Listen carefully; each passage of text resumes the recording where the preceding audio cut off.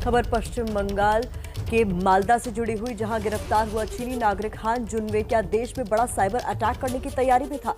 सुरक्षा एजेंसियां अब इस सवाल का जवाब ढूंढने में लगी हैं।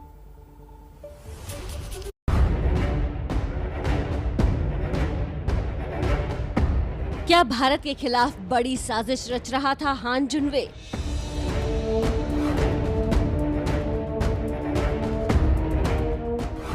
क्या बड़े साइबर अटैक या बैंक चोरी का था प्लान?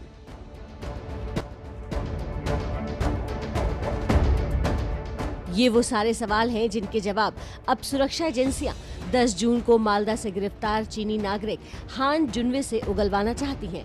इसलिए हान के पास से मिले सामान की बारीकी से जांच की जा रही है। सूत्रों के अनुसार हान के शरीर के अंदर कोई इलेक्ट्रॉनिक उपकरण है या नहीं, इसका पता लगाने के लिए सीटी स्कैन किया जा सकता है।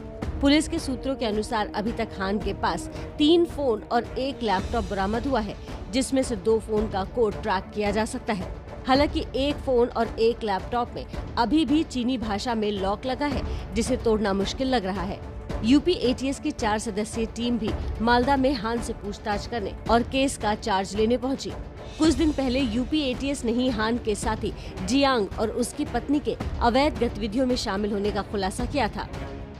साइबर एक्सपर्ट्स की माने तो अब तक मिले सबूत इसी ओर इशारा कर रहे हैं कि हो सकता है हान बड़े साइबर हमले की तैयारी में था।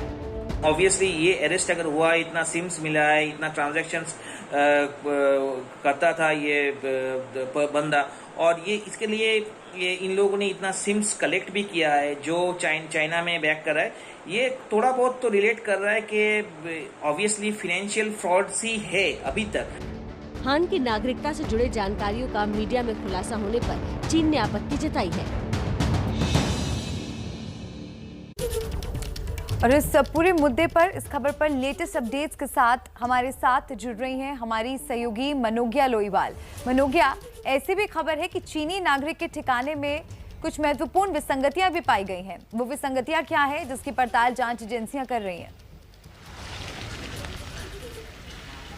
देखिए, संदिग्ध आरोपी है या नहीं इसका तो खुलासा अभी थोड़े दिन में हो जाएगा, लेकिन जितनी भी जांच एजेंसियां हैं वो ये पता करने की कोशिश कर रही हैं कि किसी भी तरह से जो फ़ोन या जो लैपटॉप है या जिसमें जो डेटा स्टोर्ड है वो किस तरह का था। अगर 1300 सिम उसने अपने कपड़ों में छुपाकर चाइना भेजे हैं पिछले कुछ महीनों में, तो ये आसान और ये कोई अब छोटी बात नहीं है। इन 1300 सिम का क्या काम था? क्या कोई साइबर अटैक प्लान हो रहा था? यदि ये सिर्फ एक व्यापारी है तो इसे ऐसे छुप कर आने की क्या ज़रूरत थी? वीज़ा लेकर भी रुक कर आ सकते थे, लेकिन ऐसा कुछ नहीं था। बांग्लादेश होकर भारत की सीमा में इस तरह से छुप के घुसना, जिसके बाद वो पकड़ा गया। हान जुनवे के ऊपर कई सवाल उठ रहे हैं और इन सवालों के जवाब अभी जाँच एजेंसियाँ पता करने की कोशिश कर रही हैं। पहला ये कि ये लगातार झूठ बोल रहा है या फिर इसकी बातों में कुछ भी सच्चाई है। व्यापार के आवरण में इस तरह का साइबर अटैक प्लान करना या फिर इस तरह की जो गतिविधियां हैं जो पूरी तरह से संदिग्ध हैं, उन पर अब नज़र है। इसके बाद अब वेस्ट बंगाल एसटीएफ पूरी तरह से इसकी जांच करेगी। अभी तक मालदा डिस्ट्रिक्ट और बीएसएफ के हाथ में था, लेकिन 2 बातें जांच करने की और पता करने की कोशिश की जा रही है। पहली, इसकी मंशा क्या थी, और दूसरा, दस्तावेजों में इसके पास और क्या क्या अभी है जो ये चीन भेज भी चुका है।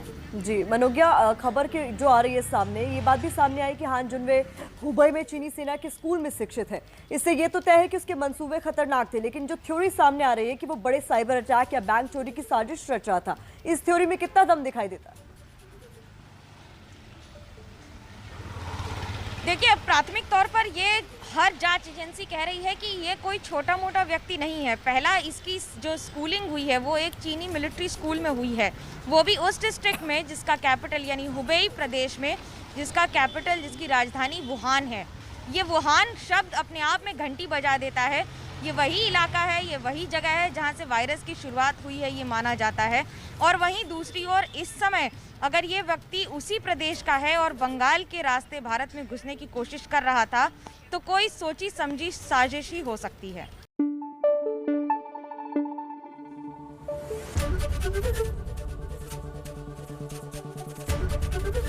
एबीपी न्यूज़ आपको रखे आगे।